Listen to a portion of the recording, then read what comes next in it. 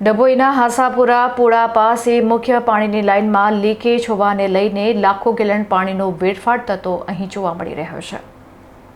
એક તરફ ઉનાળાની સિઝન અને સામાન્ય દિવસોમાં પણ ગ્રામીણ વિસ્તારોના લોકો પીવાના પાણીના એક એક ટીપા માટે વલખા મારી રહ્યા છે, ત્યારે બીજી તરફ ડભોઈ તાલુકામાં સરકારી તંત્રની ઘોર બેદરકારી સામે આવી છે।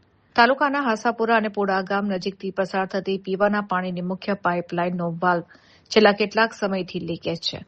આ લીકેજને કારણે રોજનું હજારો ગેલન ચોખ્ખું અને ફિલ્ટર થયેલું પાણી નજીકના કોતરો અને ગટરોમાં વહીને વેડફાઈ રહ્યું છે।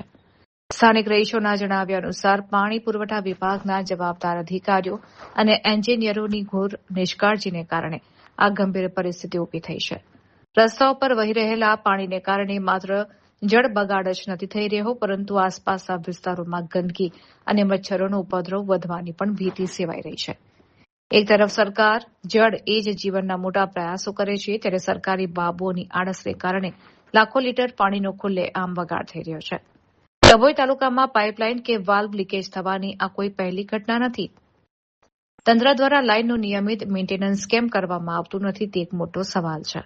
હાસાપુરા અને આસપાસના ગ્રામજનો માંગ કરી રહ્યા છે કે ઉચ્ચ અધિકારીઓ આ બાબતે તાત્કાલિક કુંભકર્ણ નિંદ્રામાંથી જાગીને આ લીકેજ વહેલામાં વહેલી તકે બંધ કરાવે, જેથી લોકોને પૂરતા પ્રેશરથી પાણી મળી રહે।